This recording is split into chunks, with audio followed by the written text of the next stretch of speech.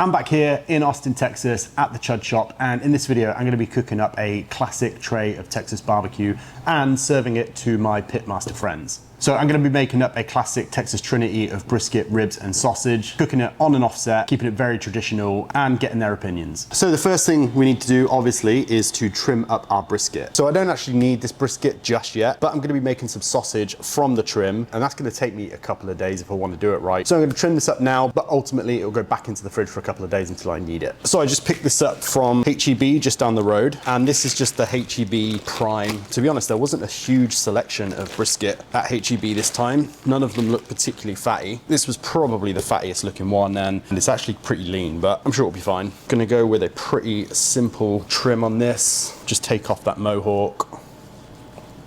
And when I was eyeballing this brisket up, I realized that it probably wasn't gonna leave me with a huge amount of meat to make sausage, so I did pick up a pork shoulder as well. Take that fat cap down on the point, and obviously not a single piece of this is gonna be wasted. Pretty much all gonna go into sausage.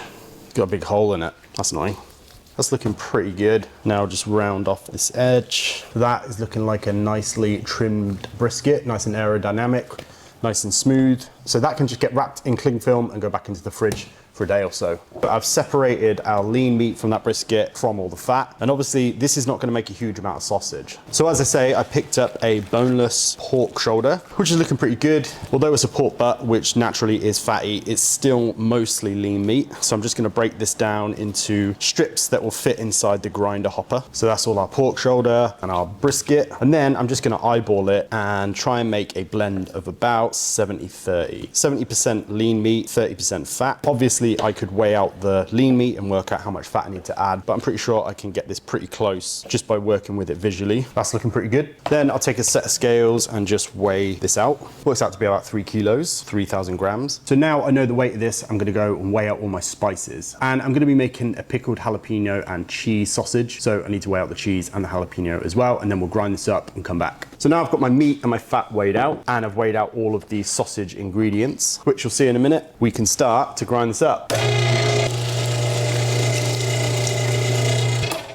Now that's all ground up, I'll throw in my seasoning and spices, going in with some salt, pink curing salt. We're obviously gonna be cold smoking these, so we're gonna need that. Some mustard powder, black pepper, some smoked paprika, some Tabasco powder. Used this the last time I was here and I made sausage and it was really good. And some garlic powder, milk powder to help things bind together. And for now, just a small amount of water. Then we're gonna go in with some finely diced pickled jalapenos. Just gave these a pretty fine dice earlier. Then we're gonna get this all mixed around, make sure everything is coated. And I'm not forgetting the cheese. I just don't want the cheese to be in here right from the very beginning, because I also cubed that up and I want to make sure that this is well bound, and if I put the cheese in now, I'll kind of lose those nice square shapes that I want within the sausage. So I'm going to give this a good mix. That's about 75% of the way mixed. So I'm going to go in with my cheese, and I'm using Tillamook sharp cheddar. Never used that before. Got a nice color on it. It's sharp, so it should have some good cheese flavor. Going to mix this all around, make sure there's cheese in every bite. So we've got our sausage stuffer set up, and we'll just take our sausage farce, really pack it in. Natural hog casings going on.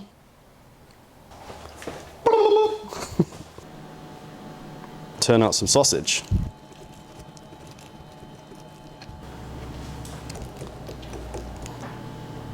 Just keep making sausage links. And that is all our sausages made. These will go into the fridge overnight. That's gonna allow the proteins to firm up and help these sausages to keep their shape and not be so crumbly, and also give the curing salt some time to do its job and cure the meat properly. So these are on a wire rack. That's gonna allow airflow to get all the way around them and hopefully dry the casings out. Into the fridge these go overnight. So it's the next day. These sausages have been drying out in the fridge overnight. The skins are nice and dry. So now these can go outside and get cold smoked, but not a real cold smoke. We're just gonna cook these at a really low temperature, around 150 Fahrenheit, with a really nice smoky fire, and basically delay the time it takes for these to be cooked. So probably cook them for about maybe 5 hours or so. They'll take on a load of color, a load of smoke flavor, and look like a typical Texas style hot link. So I'm obviously gonna be cooking these on the offset. I'm gonna fire up the Chud Pit 65 offset, get a nice post oak fire going, and again, make sure it's really nice and smoky, cooking at around 150 Fahrenheit. I'll snip these links apart before I get them on the pit. Shut that down, cook around 150 for 4 to 5 hours. So I'm not gonna make any sides for this tray, but I am gonna make some nice classic sour dill pickles to cut through all the rich fatty meats. And it couldn't be easier to make them. We'll just start off with a jar and throw in some dill, a couple of garlic cloves, and get in some cucumber. This is annoying. Set that to the side. Then we'll take a pot, go in with some white vinegar, some water, some salt, sugar, mustard seeds, some bay leaves, and then some turmeric. The turmeric is going to give a nice neon green color to the pickles. Then we'll put a lid on that, get it onto the hob and bring it to a boil. Once that's at a boil, we're going to pour that directly over our cucumbers. Perfect amount. And now these can just hang out here. Once they've cooled down enough, they can go into the fridge and they're gonna be best in about 2 days, but a minimum of 24 hours. So about 5 hours later, these sausages have hit an internal temperature of around 150 Fahrenheit internal. They're feeling good, looking good. And I'm just gonna drop them straight into an ice bath. This is gonna stop the cooking process, shock the casings and tighten it up against the meat inside. It's gonna re-solidify all of that cheese and any fats that might have started to render. Once these are fully chilled down, I'll take them out, clean them up a little bit, and they'll go into the fridge until I need them. So coming back to that brisket,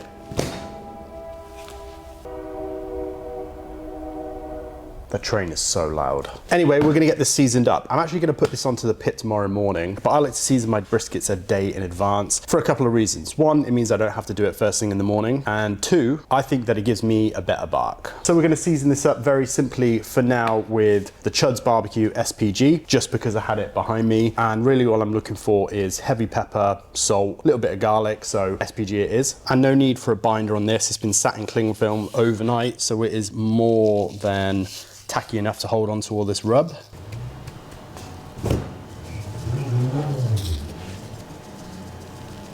And that is it for now. That is gonna go onto a wire rack into the fridge overnight. And then the last thing, just before it goes onto the pit tomorrow, I'm gonna hit it with a seasoned salt. Time to get this brisket on. This has been dry brining in the fridge for a couple of days, a day longer than I usually would, but I needed that trim to make sausage, but it's not gonna be a problem. However, a lot of that salt would have penetrated into the meat now, so I'm gonna hit this with an extra layer of seasoned salt. This is just gonna go on the fat cap. This is just gonna give it a bit of an extra wow moment when you bite into it, with any luck, and also just bring some saltiness to the surface. So I've got the offset fired up. Let's take this out, put it on. Going for a nice smoky low fire, running about 200 Fahrenheit to begin with.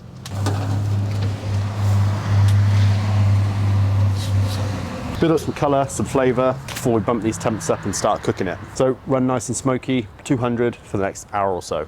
So we're about an hour and a half into this cook. We're smoking away nicely. We're running at pretty much bang on 250. This little Chud Pit 65 is awesome. Doesn't have a huge amount of draw on it, but what that means is it's a really gentle cooker. So you're never really gonna crisp anything up, or the fire's never really gonna get away from you. So you can kind of leave and go and do other stuff, like going to grab coffee. And if you're ever in South Austin, actually, very South Austin, Praxis Coffee. They've got a little trailer on Manchek Road. Very good, highly recommend it. Pretty much go there every morning. Also, this pit behind me, that pit used to live at the commissary when Leroy and Lewis had a commissary kitchen. They had this where they'd cook things like beef cheeks and basically an overflow pit. And now it lives at the Chud shop. So yeah, we're just gonna be here pretty much all day cooking this brisket. Probably check back in a couple of hours. So we're exactly 5 hours into this cook. We're still running at a solid 250 Fahrenheit and brisket is looking good. A little bit of pooling starting to happen, but not huge amounts. What I'm gonna do is just foil cap the point just to protect that. To stop it from drying out and burning, but more importantly, I'm gonna also protect just the very tip of the lean. Make sure nothing gets too crunchy. Got a nice amount of color on there, but that's gonna get a lot darker over the next few hours. Shut it down, keep cooking at 250. So 9 hours after this went on, my chef's temp is reading at 173, and that's about where I'm comfortable in wrapping this brisket. It's actually looking really good. The fat's rendered, the bark is pretty much dry, apart from this one spot that kept pooling. That's annoying. Point isn't overcooked, it's still got some structure to it. So we're gonna take this inside and wrap it up. And in terms of wrapping this brisket, obviously you don't have to wrap a brisket at all. I considered paper wrapping it because I haven't done that in a while, but I'm here at the Chud shop. Evan Leroy's probably gonna come over. So I feel like it's only right to boat it.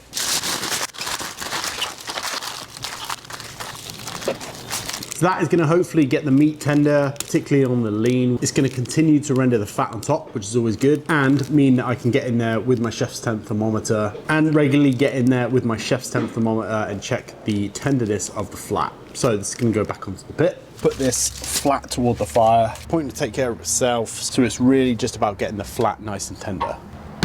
So pretty much 13 hours and about 20 beers later, this is nice and tender, right in the center of the flat. My chef's temp's going in nice and easily. So I'm gonna pull it off, take it inside, let it rest for a little bit. So this brisket is completely cooked. It has rested down a little bit. So I'm gonna rest it in some foil overnight with a little bit of extra beef tallow. So I'm gonna add a little bit of rendered beef fat to my foil wrap. Gonna put my brisket down.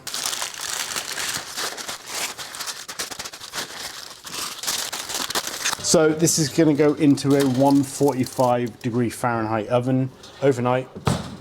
Come back to it tomorrow. So it is the next day. Final part of this Texas Trinity is pork ribs. And I found this nice full rack of spare ribs at HEB. Gonna be very little preparation on these. Just gonna take off anything that's hanging off, take off that breastplate, and then really just gonna round them out whilst taking off anything that's too thin and it's not gonna cook up well. Take off that little skirt just because it can get a little bit chewy. And that's pretty much it. Not the best ribs, some shiners on there. So in terms of seasoning, gonna keep it simple. Just initially some salt and pepper. And this is just a 2 parts pepper, 1 part salt pre-mix that's here at the Chud Shop. And then on top of that, we're gonna go with some Chud Secret Salt. This is just gonna give it an extra pop of flavor. And a little extra pop of color. So we'll take these out onto the pit that's been fired up, running at around 250. Again, just like the brisket, nice and smoky for the first little bit. And when I put them on, I'm gonna plump them up a little bit. We'll cook with this nice post oak fire, about 250 Fahrenheit, for probably 2 hours. So I'm gonna make up a quick, simple syrup to glaze our ribs. Give them a little bit of sweetness. Gonna go in with some sugar and some water. Get that onto the heat and dissolve all the sugar. Once all that sugar's melted, let this cool down completely. And once that's cooled down completely, go into a little squeeze bowl. Don't spill this stuff because it's super sticky. Like I did. Save that for later. So around about 4 or 5 hours after these ribs went on, I'm liking the color on them. I'm gonna wrap them up in some foil, get them tender. So we'll get these on some foil, meteor side down, or membrane side up, and then get these wrapped up nice and tight. These can go back out onto the pit, keep cooking. So ribs are off. I'm gonna hit them with that little simple syrup glaze that I made earlier. Gonna wrap these back up, and then these can rest until they're comfortable enough to eat. Right, so. Sorry. Ribs are rested down, sausage is done, brisket's been in the warmer all night, time to slice up some barbecue. So we get this brisket sliced up. Ooh, that's looking good. Slice that point away from the flat. Not looking too bad. Get some nice big burnt ends. Ooh. Check out that 4th slice. Looking good, nice and juicy. Cut those burnt ends off, cube them up. Point is looking very nice, nice and juicy. Straight down the middle, not mushy in the tip or anything like that. It's always a good sign.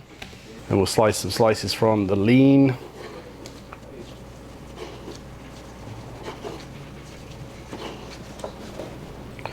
Ooh.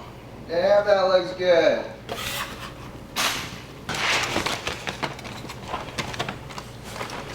Those ribs are looking nice and glossy, nice and dark. I'm gonna do it, Evan. I'm gonna do it. No! Oh no! Ribs are looking nice. Wrecked. And finally, a sausage.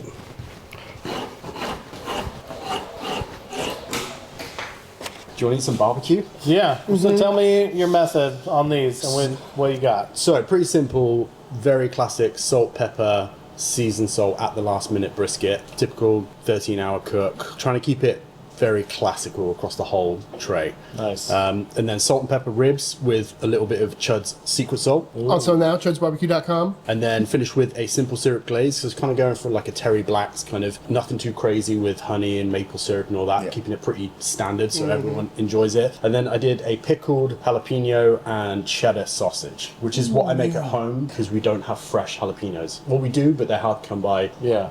The heat on them is just up and down, so it's really hard to be consistent. So canned pickled jalapenos, some pickles, which are basically the Leroy Lewis recipe with a slight tweak. I use more acid, I use a little bit of sugar, and I use turmeric for color. Martin's beef barbecue sauce. Sweet. It's a great looking spread. The cook on everything is looking fantastic. That It looks brisket fantastic. point is perfect. Sausage is looking snappy and cheesy. It's a sausage, pork and beef, or Pork and beef, yeah. So it's brisket trim, and then I supplemented it with a pork shoulder. I've got some burnt ends there as well. These burnt ends are looking pretty good. I'm gonna eat that burn in. Yeah, I'll join you on that front. All right, I think there's enough. This one, I'll just go in there. Beautiful burn in, nice and tender. That's a good burn in. Oh yeah, quintessential Texas barbecue right there. That's perfect. I want to dive in on one of these. Yeah. Nice and tender, not too smoky. You know, I overshot the sausage a little bit. I was cooking hot from the end of that rib cook. So Oh, that's good. Oh yeah. Great bind on that. Nice gooey cheese. Very well made. Palate cleanser. I think a little onion in. I'm on onion. I'm definitely making a foldy for sure. Little rib dib. That is a lot of smoke you got on there. Look at that, look how it's like pink. I know. It's crazy. Yeah, they almost look like pastrami ribs. They look really Yeah, good. it does. That's the texture on that cartilage I'm looking for. That's real nice. So well done. I haven't had a good sweet rib in a minute. That You is said you thought they were even a little tight, but I disagree with you. I think Yeah. they're really good. clean bone. Yeah, they carry nicely. That is a solid rib. The pepper distribution is perfect. It's even. Yeah, they That's look a big great. thing. Well, there you go. Beautiful slice of lean. Oh, that's perfectly cooked. Nice and tender. You see I how like how simple and porky those ribs were. You know, sweet up front, complimentary, sweet. Beautiful slice of brisket right there. That's a good brisket. That's a really good The brisket. fat is just so perfectly rendered. It's yeah, I got that nice yellow rendered fat on there. It's always I'm always happy when that happens. Flavor isn't that fat, dude. Especially on that lean. This is most of my barbecue I've eaten in a really long time. same. Since the last time you were in town. And we went Yeah. on a barbecue ride. Fantastic. Yeah. It is nice to have just a straightforward barbecue plate, you know? I feel like, especially with what we're doing on the internet and stuff, Yeah. you get away from it and you go to places all the time that are trying to have their own kind of shtick or, you know, do something different for the sake of being different when classics are just as good. Yeah. That's why they're the classics. Yeah. I'm gonna go in for another bite of sausage. I don't know. This is kind of, for me, the sausage is always a thing that I'm always looking forward to in most of the barbecue restaurants. On a sausage that's not made well, the end piece is not good. But on a well-made sausage, it's really good. Yeah. Sorry you can't experience this with us, but barbecue that someone else made, always very Yeah. good Yeah, to enjoy. Yeah. Really, as long as it wasn't cooked bad, Yeah. it's always gonna Yeah. be pretty good. I mean, yeah, you executed it correctly. Good. Yeah, I mean, if I got this tray anywhere in I'd be happy. Texas or in general anywhere, I'd be very impressed. Yeah. If I got it outside of the state, I'd be like, wow. Yeah. Yeah. Well, you can come to England. If I got it there, I'd be very, very impressed. And if you wanted to taste a little bit more like how Dave would make it at home, I picked up a Oh, Heights pesos. Go on, get it on there. Foldy with that? No, please don't. Why not? Is it in Foldy there? Woldy. What is the flavor profile of this sauce The right here? closest thing I can compare it to is A1. Yeah, it's got an A1 vibe going for sure. That sounds great. Dip, dip. I mean, this might be the first I'm doing a time Foldy in with it. history anyone's mixed Texas brisket with HB sauce. Really? Yeah, probably. Regrettable. Okay. I'm gonna try it. Respectfully, sorry. Yeah, no, I get no. that. Texan approved. Texan approved, I would say 100%. That's really good. Yeah. I'm full. Yeah. That was delicious. Thank you. Yeah. Thank you very much for trying it.